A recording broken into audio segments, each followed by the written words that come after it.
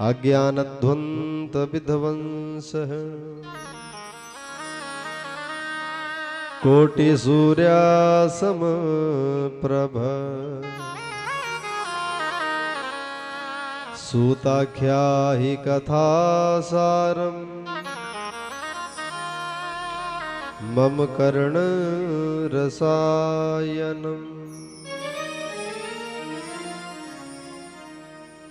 दोनों हाथ जोड़कर के ऋषियों ने प्रार्थना की कि हे सूत जी महाराज, आप हमारे अज्ञान को मिटाने के लिए, हमारे अंधकार को दूर करने के लिए कोई ऐसी सारगर्भित कथा सुनाने की कृपा करें, कोई ऐसी अमृतमय कथा सुनाने की कृपा करें जिस कथा के श्रवण करने से हमारा अज्ञान जो है मिट जाए, हमारा अंधकार दूर हो जाए और भगवान अर्थात गोविंद की हमें प्राप्ति हो जाए। बोलिए नारायण भगवान की जय। ऐसी कोई सारगर्भित कथा हो तो हमें आप सुनाने की कृपा करें। तो जैसे ही सूत जी महाराज जी से ऋषियों ने प्रार्थना की तो सूत जी महाराज बड़े प्रसन्न हुए और सूत जी महाराज प्रसन्न होकर के कहते हैं, कहा कि ऋषियों, ये जो आपने मेरे से प्रार्थना की है, कहा कि मैं जरूर आपको वही भगवान की कथा सुनाऊंगा जिससे आपका कल्याण होगा, क्योंकि भगवान की कथा में बड़ी बड़ी समर्थ्य है।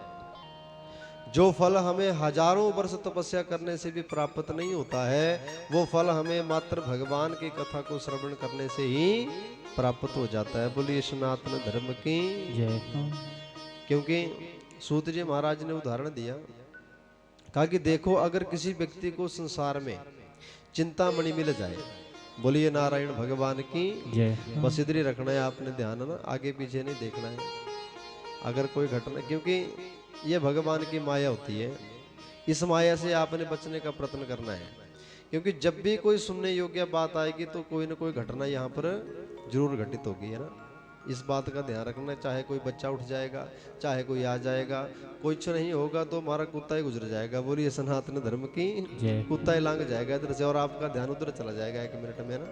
तो इसलिए इस माया से बचना है, अपने मन को बस ठाकुर जी के चरणों में ही लगा करके रखना है। बोलिए सनातन धर्म की जय। तो इसलिए सूत जी महाराज उदाहरण देने लगे, कहा कि देखिए महाराज, अगर किसी व्यक्ति को संसार में चिंतामणि मिल जाए, चिंतामणि का नाम तो आपने सुना होगा, सुना है? नहीं सुना होगा, लेकिन चिंतामणि का अर्थ है कि अगर किसी व्यक्ति को वो चिंतामणि मिल जाए तो उस चिंतामणि के मिलने से उस व्यक्ति के जीवन की सारी चिंताएं हमेशा के लिए खत्म हो जाती हैं।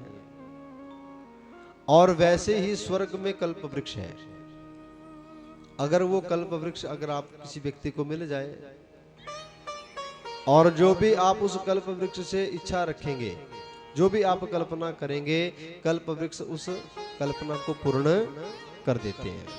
जो भी आप सोचेंगे वो आपको मिल जाएगा।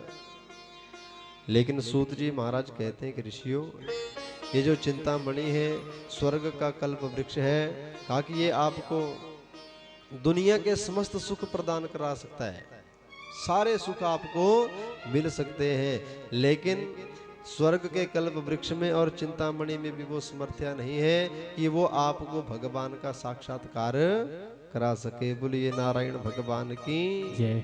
अगर आपको भगवान का साक्षात्कार करना है तो कहा हमें किसी गुरु की शरण में जाना पड़ता है, और गुरु की शरण में जाकर के ही गुरुदेव के मुखारबिंद से जब हम भक्ति के मार्ग को पूछते हैं, क्योंकि जीवन में जब भी हम गुरुओं के पास जाते हैं ना, तो क्या पूछना चाहिए? गुरु हम किस लिए बनाते हैं? इसलिए बनाते हैं कि हमें भगवान की प्राप्ति हो जाए, हमारे जीवन का कल्याण हो जाए। तो इसलिए सदगुरु भगवान के पास जाकर के हमेशा ही हमें ये पूछना चाहिए कि प्रभु कोई ऐसा मार्ग बताइए जिस मार्ग के ऊपर चलने से हमारे जीवन में भगवान की कृपा हो जाए, भगवान का साक्षात्कार हो जाए, हमें मोक्ष की प्राप्ति हो जाए। लेकिन हम ऐसा नहीं कर पाते हैं।